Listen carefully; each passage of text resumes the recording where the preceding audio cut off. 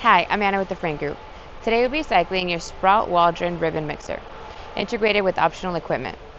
This machine is currently set at 480 volts, 3-phase.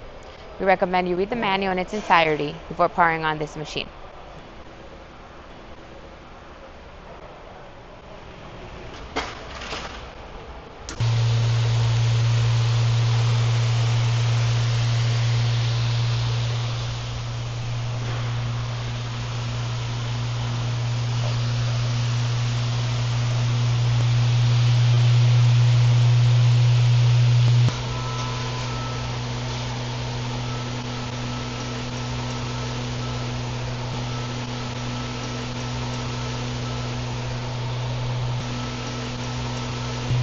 We will now be demonstrating variable speed.